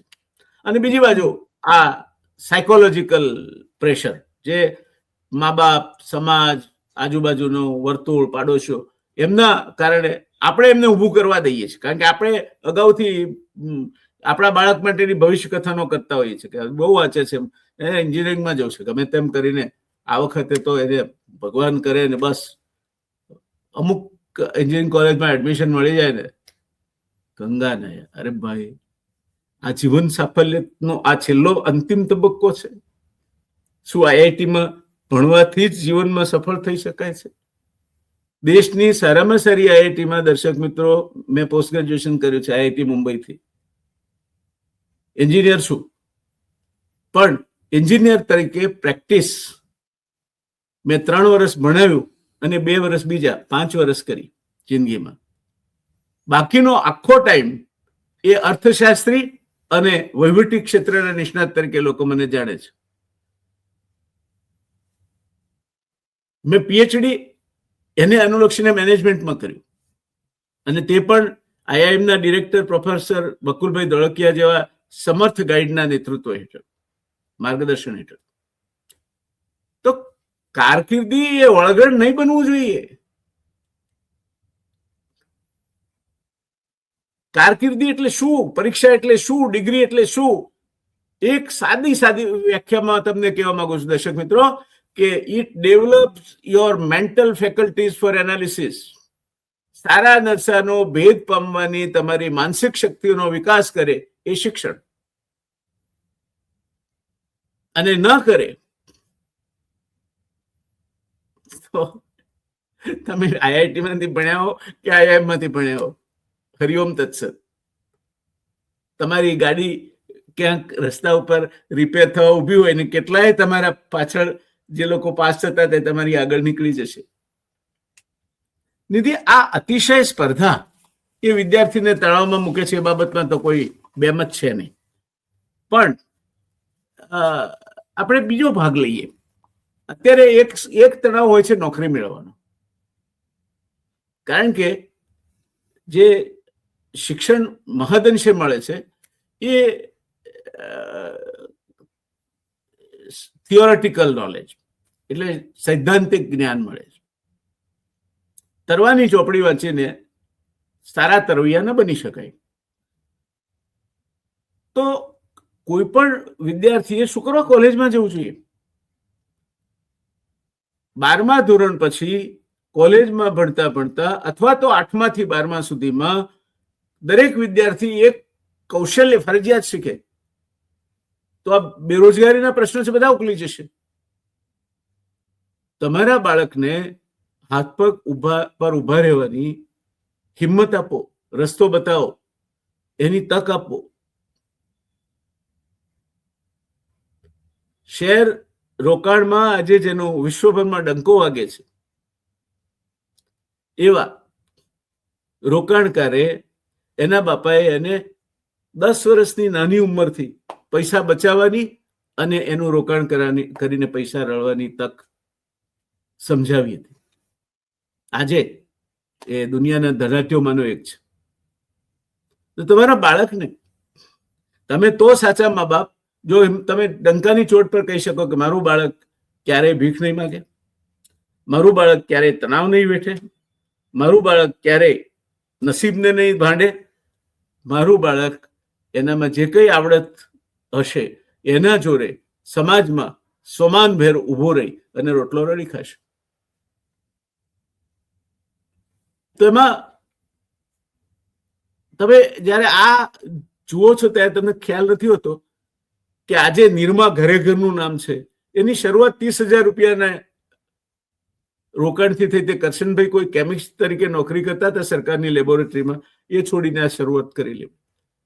અમદાવાદની સોસાયટીઓમાં જઈને બહેનોને કપડાં કઈ રીતે એમનો સાબુ સારા ધોવે છે, ડેટ અને સર્ફની સરખામણીમાં અડધી કિંમત કરતા ઓછી કિંમતે મળે છે, એ સમજાવતા હતા. Vadilal ice cream, Vadilal soda fountain, સાવ નાની શરૂઆત. રસના, સાવ નાની મૂડી. મૂવ, સાવ નાની મૂડી. કેડિલા, 1 લાખ રૂપિયાની લગભગ રોકાણથી. અને જે માણસે જિંદગીમાં પછડાટ થઈને બેઠા કેમ થવું અથવા જિંદગી સાથે લડીને કેમ જીતવું એ શીખવું હોય ઉત્તમભાઈ મહેતાની જીવનકથા વાંચવી જોઈએ. એ માણસે જે કંઈ કર્યું, 1942ની સાલનો ફાર્મસી ગ્રેજ્યુએટ, મલ્ટીનેશનલ કંપનીની નોકરી છોડીને પોતે દવાઓ બનાવવાનું કામ શરૂ કર્યું. ખોટમાં ગયો, મુંબઈથી અમદાવાદ આવ્યા, ખોટમાં ગયા, અમદાવાદમાં ખોટ ગઈ, વધારે ગઈ, પત્નીના દાગીના વેચાઈ ગયા, પોતાને અસાધ્ય રોગો થઈ ગયા, ડ્રગ એડિક્ટ બની ગયા, છાપી ગયા. સતત સંઘર્ષ કરતા રહ્યા. કેટલો સમય? 1946 થી 1976 સુધી, 30 વર્ષ. એને હાર નહીં માની અને સાયકિયાટ્રિક ડ્રગ્સની એમની દવાઓ બજારમાં આવી અને ટોરેન્ટ નો સિતારો બદલાઈ ગયો. તો ઉત્તમભાઈની જીવનકથા આ શીખવાડે છે. ધીરુભાઈએ અમદાવાદમાં રિલાયન્સનું પહેલું એકમ, એ કંપની 3,80,000 રૂપિયાની મૂડીથી શરૂ કરી હતી. આજે દેશની સૌથી વધારેમાં વધારે મૂડી ધરાવતી અને પૈસાદાર કંપની છે. નાની શરૂઆત કરવામાં કશું ખોટું નથી. કરો. મક્કમ મનના માણસ છો તો તમને હિમાલય પણ નહીં નડે. અને એક શ્લોક યાદ રાખો, એનો પદાર્થ પાઠ યાદ રાખો. શનૈર વિદ્યા, વિદ્યા ધીમે ધીમે જે પ્રાપ્ત થાય. પચે શનૈર દ્રવ્યમ, પૈસો એકાએક આવે, લોટરી લાગે ને અથવા તો સટ્ટો કરીને એ પચે નહીં. શનૈર વિદ્યા, શનૈર દ્રવ્યમ, શનૈર પર્વત મસ્તકે. એવરેસ્ટ પર ચડવું હોય તો પહેલું ડગલું નાનું ઉપાડવું પડે. શનૈ પંથા, અહીંથી અંબાજી ચાલતા જવું હોય તો પહેલા દાડે તમે નક્કી કરો કે હું તો મહેસાણાથી આગળ નીકળી જઈશ, તો બીજા દિવસ ચાલી નહીં શકો, ધીરે ધીરે ચાલવું પડે. શનૈ પંથા શનૈ કંથા, ગોદડી ધીરે ધીરે ભરાય. પંચૈતે શનિ શનિ, આ 5 વસ્તુઓ ધીરે ધીરે થાય. તો પેલો કહે છે ને કે પથ્થર પે ઘુટ ઘુટ જાને કે બાદ લાતી હૈ રંગીના. મહેંદીનો રંગ તો જ આવે જો બરાબર પથ્થર પર લસોટાય. એ માણસનો રંગ તો જ ખીલે જો જીવનના એક તબક્કે એ કસોટીમાંથી પસાર થાય. સુરતના એક અગ્રણી ઉદ્યોગપતિ, એમણે એમના દીકરાને કહ્યું કે તું ગ્રેજ્યુએટ થઈ ગયો, આ પૈસા વાટ ખર્ચીના, તારે જ્યાં જવું હોય ત્યાં જ્યાં, જે નોકરી કરવી હોય તો કર, પણ 1 વર્ષ સુધી અમારું નામ નહીં દેતો, કોઈને અમારું એડ્રેસ પણ નહીં આપતો. છોકરો દક્ષિણમાં ગયો, બેંગ્લોર ગયો, સંપૂર્ણપણે વેજીટેરિયન કુટુંબ, હોટલમાં એણે વેઇટર તરીકેની નોકરી કરી. નોનવેજ ડીશ પીરસવાની આવે તો નાકના ટેરવા ચડી જાય, સૂગ આવે. છેવટે એ માંદો પડ્યો અને જ્યારે ગંભીર લાગ્યું હોટલવાળાઓને, ત્યારે એને પૂછીને એમણે સુરત જાણ કરી. એ વર્ષ પૂરું થઈ ગયું. આ તાલીમ આપવાની રીત છે. તમારા સંતાનોને જેમ બિલાડી એના બચ્ચાને શિકાર કરતા શીખવાડે છે. આ બિલાડીની પ્રવૃત્તિ મેં મારી જાતે જોઈ છે. એમને કોઈ ટ્યુશન નથી રાખવું પડતું. એમ તમે તમારામાં આવડત હોય તો તમારા બાળકને આત્મનિર્ભર થતા શીખવાડો. એમને એ શીખવાડો કે આ દુનિયામાં ચોરી, સિનાચોરી અને ચારિત્ર હનન એટલે ચારિત્ર સ્ખલન, આ ત્રણ જ એવી વસ્તુઓ છે કે જેના માટે માણસે શરમાવવું જોઈએ. આ સિવાય ચોથી કોઈ વસ્તુ શરમ તમારામાં લાવી શકે નહીં. છેલ્લે મારે બે પ્રશ્નો, આમ તો બહુ સરસ રીતે ચાલી રહી છે તારી સાથેનો વાર્તાલાપ, પણ મારે સતત ઘડિયાળ પર નજર રાખવી પડે છે કે જીવનનો અંત, કોઈ પણ નિષ્ફળતા એ જીવનનો અંત છે, શરૂઆત કે નવી શરૂઆત? કોઈ પણ નિષ્ફળતા હોય ને એ જીવનનો અંત ક્યારેય નથી. એવું ક્યારેય નહીં માનવું જોઈએ. એ કેટલીક વખત નવી શરૂઆત પણ બને છે. મેં એક પુસ્તક વાંચ્યું હતું, ઇડલી ઓર્કિડ એનું નામ હતું, આઈ થિંક. મને અત્યારે વિઠ્ઠલ કામતની આત્મકથા છે. હા, બસ એ જ. તો મેં વાંચ્યું હતું. તો એમાં એ વ્યક્તિ જીવનથી હતાશ થઈ ગયો હોય છે. એક આ રિયલ સ્ટોરી છે. હતાશ થઈ ગયો હોય છે અને એ જ્યારે પોતાના મિત્રની ઓફિસે જાય છે, એની ઓફિસ આઈ થિંક 10મા માળે હોય છે. તો એ ઓફિસે જાય છે તો ત્યાં એનો મિત્ર કોઈક મીટિંગમાં બિઝી હોય છે. એટલે આપઘાત કરવાનો નિર્ણય કરીને છેલ્લા એના મિત્રને મળવા માટે જાય છે. તો ત્યારે એની કેબિનમાં બેઠો હોય છે અને એના મનમાં સતત આપઘાતનો વિચાર ચાલતો હોય છે કે હું આપઘાત કરીશ. ત્યારે એની નજર એ સામેની બિલ્ડિંગ પર પડે છે જ્યાં એક વ્યક્તિ પેલું ઝૂલા પર લટકીને કલર કામ કરતો હોય છે. કોર્પોરેશન બેંકનું બિલ્ડિંગ અને 15મા માળેથી લટકીને માણસ પાટિયા પર બેસીને કલર કામ કરતો હોય છે. ત્યારે એના મનમાં વિચાર આવે છે કે જો આ વ્યક્તિ એના ફેમિલી માટે આટલી હદ સુધીનું રિસ્ક લઈને કામ કરી શકતો હોય તો મારા માટે તો એવું કયું આપ તૂટી પડ્યું કે હું આપઘાત કરું. બસ અહીંયાથી જ એની નવી શરૂઆત થઈ. જી, અને ખૂબ સરસ પ્રેરણાદાયક દાખલો છે. અને એણે જગતની પહેલામાં પહેલી ઇકો હોટેલ સ્થાપી જેનું નામ ઓર્કિડ છે અને સાન્તાક્રુઝ એરપોર્ટ પર છે. એનું નામ, એ માણસનું નામ વિઠ્ઠલ કામત. મારો મિત્ર છે એટલે હું આ બધા વિગતો જાણું છું. એટલે આ વસ્તુ છે. તો અહીંયા નિષ્ફળતા કોઈ અંત નથી, બટ અહીંયા તો એક નવી શરૂઆત થઈ.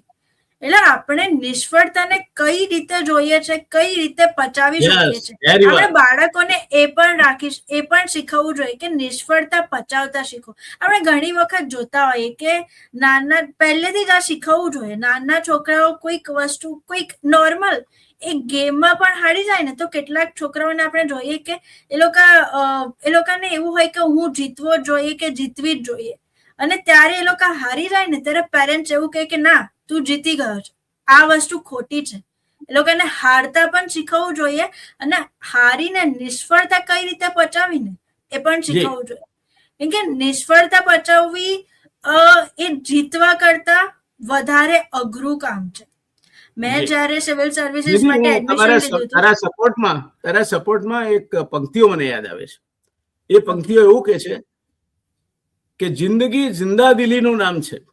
દર્શક મિત્રો, જિંદગી જિંદા દિલીનું નામ છે. તમારું સંતાન જિંદા દિલ બને જુઓ. જિંદગી જિંદા દિલીનું નામ છે. જીતવું દિલ જીતવાનું કામ છે.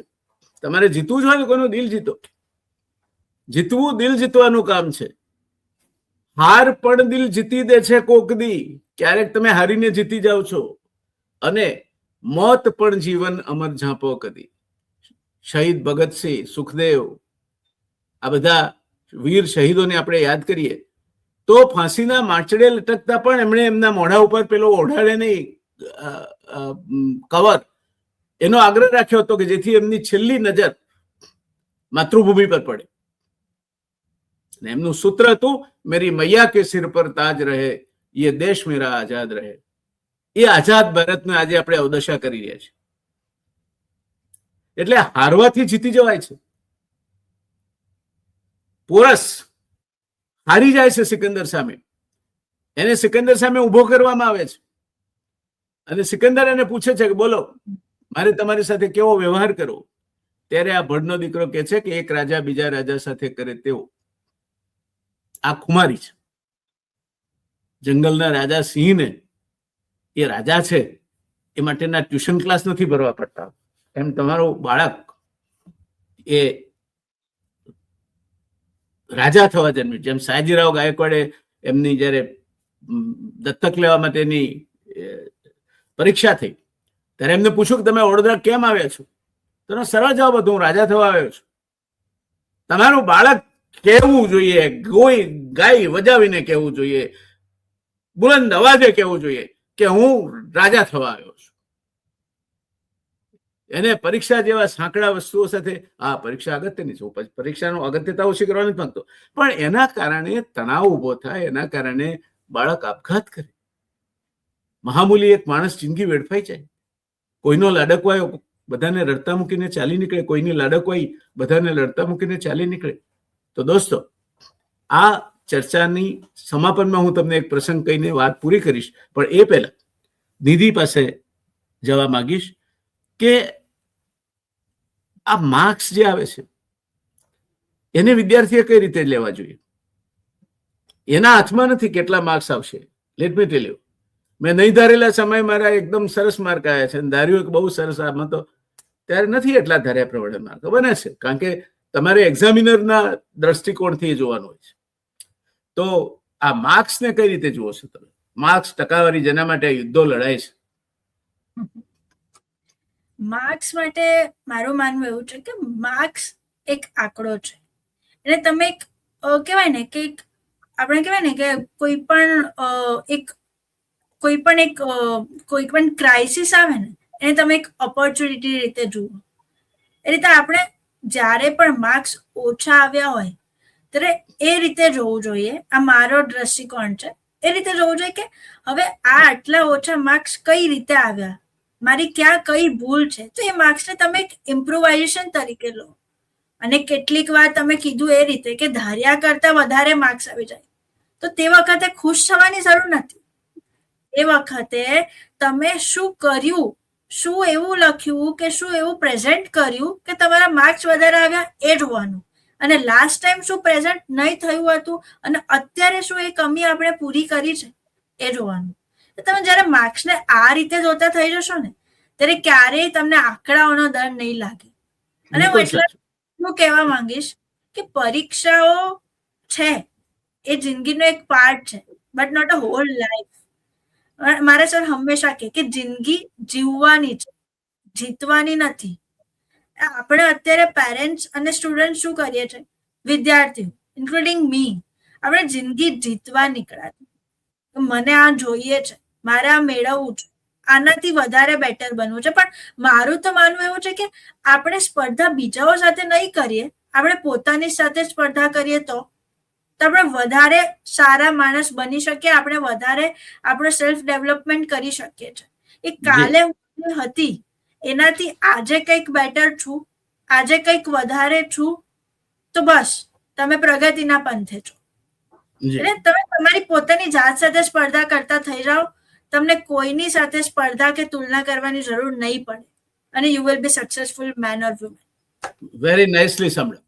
દર્શક મિત્રો, એક નાનો પ્રસંગ એવો છે. એક વિદ્યાર્થી બહુ જ ભણવામાં હોશિયાર, પોતાના સહાધ્યાયીઓને પણ શીખવાડે, કોચિંગ કરે. એણે આઈઆઈટીના એન્ટ્રન્સ માટેની પરીક્ષા આપી ને બહુ ડિફિકલ્ટ છે આ કામ. 4-5 લાખ છોકરાઓ બેસે, એમાંથી 4000 પસંદ થાય. એટલે પસંદગીમાં કેટલું કડકાઈ વર્તાતી હશે તે તમને ખ્યાલ આવે. એ પસંદ થયો, પાસ થયો, એને ક્રેક કરી આઈઆઈટી, એને આઈઆઈટી મદ્રાસમાં એડમિશન મળ્યું. એને એના બાપાને જઈને કહ્યું કે અન્ના, હું પરીક્ષામાં પાસ થઈ ગયો. ખુશ થતા થતા. હવે બધી પરીક્ષામાં પાસ થતો હોય, હાલો કોઈ પરીક્ષામાં નપાસ થતો હોય તો પેલા નવાઈ લાગે, એટલે કે સારું કર્યું પાસ થયો, તો થાય જ છે ને પાસે. તમે પાસ થતા હો ને તો પછી પાસ થવાની ને એ બધી તમારા પેરેન્ટ્સને ટેવ પડી જાય, પછી બહુ ચિંતા નથી કરતા તમારી, એ સારું. પણ આને કહ્યું કે આ વખતે જુદું છે, આ વખતે મેં આઈઆઈટી ની પરીક્ષા પાસ કરી છે અને મારે મદ્રાસ ભણવા જવું પડશે અને એ માટે ખર્ચો કરવો પડશે. ત્યારે એના બાપાએ બિલકુલ ઠંડકથી કહ્યું કે જો દીકરા, મારે 6 સંતાનો છે, તું એકલો નથી. તને ભણાવવા પાછળ બધા જ પૈસા હું વાપરી નાખું, મારી મર્યાદિત બચત કે આવક છે એમાંથી, તો બાકીના 5નું શું થાય? માટે તારે ઘરે રહીને જે ભણવું હોય તે ભણ. હવે આનાથી મોટો આઘાત કયો લાગે બીજો તમને? આ છોકરો એના સાધ્યાયુ જાય છે, એને મૂકવા જાય છે બેંગ્લોર સ્ટેશને. બધાને એમ કે આને મળ્યું નથી એડમિશન, બધા સાંત્વના આપે છે, કઈ નહીં, આવતી વખતે તું આવી જ જઈશ, ચિંતા નહીં કરતો. એને જ ખબર છે કે પોતે જતું કરવાનું ફરજ પડી છે.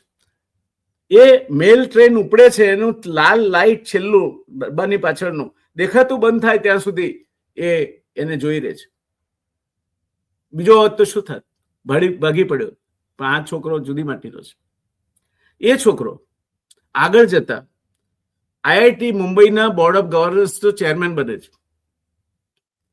આઈઆઈએમ અમદાવાદના બોર્ડ ઓફ ગવર્નર્સનો ચેરમેન બને છે.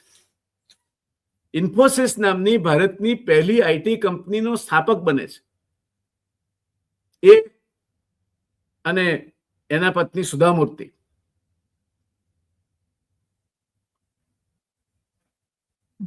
હવે કદાચ તમને એનું નામ ખબર પડી ગઈ છે. બોલો કોણ? યસ, યુ રાઈટ, નારાયણ મૂર્તિ. આ નારાયણ મૂર્તિ નિરાશ નહીં થયો. આઈઆઈટીમાં નહીં જવાયું તો કઈ નહીં, બીજા વૈકલ્પિક રસ્તાઓ શોધ્યા. એ એક દિવસ ટોચ પર પહોંચ્યો. જિંદગી આ માંગે છે તમારી પાસે. તમે જો મા બાપ છો તો એક મા બાપ તરીકે તમારી પાસેથી આ માંગે છે. તમે જો વિદ્યાર્થી છો તો એક વિદ્યાર્થી કે સંતાન તરીકે તમારી પાસેથી આ માંગે છે. અને એ વાત જો તમે સમજશો તો પરીક્ષાને કારણે તમને પછી તણાવ નહીં લાગે. દુનિયા બહુ મોટી છે. તમે એન્જિનિયર થઈને કે ડોક્ટર થઈને કમાવો એના કરતા ઘણા લોકો એવા છે કે ઘણું વધારે કમાય છે. માટે મા બાપને મારી વિનંતી સાથે, શિખામણ તો ન કહેવાય પણ વિનંતી સાથે સલાહ છે કે તમે તમારા બાળકના ભાવિ વિશેના વર્તારાઓ કરવાનું માંડી વાળજો. એ એના ઉપર દબાણ ઊભું કરે છે. આટલું વાંચે છે ને એને આમાં જવું છે ને આ પરીક્ષા આપવા. છોડો યાર, પાડોશી પૂછે, બીજા કોઈ સગાવાલા પૂછે, ક્યાં મહેનત કરે છે, 12માં છે એટલે મહેનત તો કરવી પડે. હવે જોઈએ આ બધી પરીક્ષાઓનું ક્યાં ભર્યું ઉતરે છે, જોઈએ શું થાય છે. બસ વાત એટલે અટકી જવી જોઈએ. આવું જો કરશો તો તમારા બાળકને ક્યારેય મૂંઝવણ નહીં થાય અને તમને પણ મૂંઝવણ નહીં થાય. બાળકની પીઠ ઉપર સવાર થઈને ઇજ્જત મેળવવા ના નીકળશો. તમે બાળકને કચડી નાખશો. જો આટલું તમને સમજાઈ જાય તો આ પરીક્ષાઓ તમારા માટે એક પ્રસંગ છે. એને ઉત્સવ પણ બનાવી શકાય, મહોત્સવ પણ બનાવી શકાય અને કકળાટ નું પર્વ પણ બનાવી શકાય. તમારા ઉપર છે. તમારું બાળક ઈશ્વરનું એક વિશિષ્ટ સંતાન છે.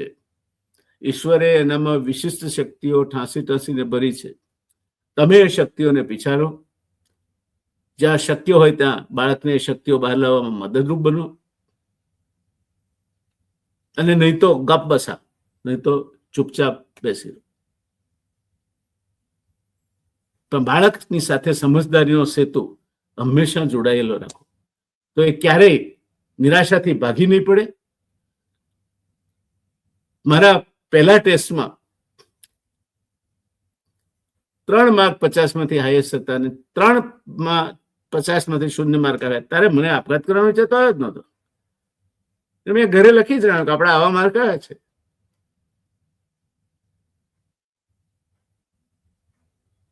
તો એમાંથી રસ્તો નીકળ્યો. મેં એક વખતે આવા એક કિસ્સામાં એક નોકરીમાંથી કઈ ચળવળ થઈ અને અમારા ડીને કહ્યું કે તમે આટલા બધા ક્વોલિફાઈડ છો તો પછી બહાર ઘણી તકો છે તમારા માટે. હું બહાર આવ્યો ને મેં રાજીનામું રસડી નાખ્યું. ડીને લાગ્યું આ ખોટું થયું છે. પછી મને બોલાવ્યો. મને કે ભલા માણસ, હું તો ગમતમાં કહેતો હતો અને ગંભીરતાથી લેવાય. મારી આત્મકથામાં મેં લખ્યો છે આ પ્રસંગ દોસ્તો. મેં એમને કહ્યું કે સાહેબ, તીર છૂટી ગયું. હું કમાટી બાગના દરવાજે ઉભો રહીને ચણાચોર ગરમ વેચીશ, પણ અહીંયા નોકરી નહીં કરું. મારી પાસે એક જ નોકરી નહોતી. મારું પહેલું સંતાન માત્ર 11 દિવસની ઉંમરનું હતું. કોઈ સેફ્ટી નેટ નહોતી. મા બાપ વૃદ્ધ હતા. પણ કુમારી હતી કે ચણાચોર ગરમ વેચીશું, સમોસા વેચીશું તો પણ આટલા તો પૈસા મળી રહેશે. અને ઈશ્વર પર વિશ્વાસ હતો કે તમને ભૂખ્યા ઉઠાડે છે, ભૂખ્યા સુવાડતો નથી. તો આશા રાખીએ કે આવનારી પરીક્ષાઓ તમારા માટે શુભત્વનો સંદેશ લઈને આવે, શુભત્વની શક્તિમાં વધારો કરનાર બને. તમારા સંતાનો એમની પોતપોતાની પ્રતિભા પ્રમાણે ખીલી ઉઠે. એમના થકી આગળ જતા તમે ઓળખાવો. કારણ કે પુત્રાત શિષ્યાત ઇચ્છેત પરાજય. પુત્ર અને શિષ્ય એવા પાકવા જોઈએ કે જેના નામથી ગુરુ અથવા પિતા ઓળખાય. એટલે સંસ્કૃતમાં જે શ્લોક કહે છે એનાથી સમાપન કરું છે. શ્લોક એવું કહે છે કે ઉત્તમ આત્મના ખ્યાતા. ઉત્તમ વ્યક્તિઓ છે તે પોતાના જાતે ખ્યાતિ પ્રાપ્ત કરે છે, સ્વનામ ધન્ય કહેવાય છે. ઉત્તમ આત્મના ખ્યાતા પિતુ ખ્યાતા છે મધ્યમાં. બાપના નામે ઓળખાય તે બીજી કક્ષાનો, મધ્યમ કક્ષાનો માણસ છે. કનિષ્ઠા માતુલા ખ્યાતા, અમુકના ભાણાભાઈ છે એ તે મોસાળના નામે ઓળખાય, એથી નીચેની કક્ષાનો માણસ છે. શ્વશુરા અધમાધવા, અને આમના જમાઈ છે એ નામે ઓળખાય. એટલે માની લેવાનું કે તમે તળિયે બેઠેલી આઈટમ છે. તમારું સંતાન ઉત્તમ આત્મના ખ્યાતા એ ખ્યાતિને પ્રાપ્ત કરે. એક દિવસ એના કારણે માત્ર તમે નહીં, એની સ્કૂલ, એની કોલેજ, એનું ગામ બધા ઓળખાય. એવું ઓજસ્વી ને તેજસ્વી પાકે. આવી પરીક્ષામાંથી એ પાસ થયા માટે પ્રયત્નશીલ બનો. દુનિયા બહુ વિશાળ છે. એક પરીક્ષામાં પુષ્કળ પ્રયત્ન કરવા છતાં પણ ધારો કે નહીં આવ્યા ત્યારે એમાં કોઈ કશી લૂંટાઈ જતું નથી, આકાશ તૂટી પડવાનું નથી. મારી આટલી સલાહ સાથે આપના સંતાનો જે કોઈ પરીક્ષામાં બેસવાના હોય, જે કોઈ પરીક્ષા માટે તૈયારી કરી રહ્યા હોય, એમને મારી અને નિધિ તરફથી હાર્દિક શુભકામનાઓ પાઠવીએ છીએ. અમે ઉજ્જવળ ભવિષ્ય પાઠવીએ છીએ એમના માટે. અને તમને સૌને હળવાશભર્યું જીવન મળી રહે અને બાળકો સાથે આનંદ કિલ્લોલ કરતા બાળકો મોટા થઈ જાય ને એક દાડો દાદા દાદી બની જાવ, નાના નાની બની જાવ, એવું ગૌરવાન્વિત ભવિષ્ય તમને પ્રાપ્ત થાય એવી પ્રાર્થના સાથે આજની ચર્ચા, આ કોઈ વાંચ્યા ઉપરથી ચર્ચા નક્કી નથી થઈ, આગળથી નક્કી કરીને ચર્ચા નક્કી નથી થઈ. નક્કી કર્યું હતું કે અમારા વિચારો અમારે મુક્તપણે વહેવા દેવા છે, અમે વહેવા દીધા છે.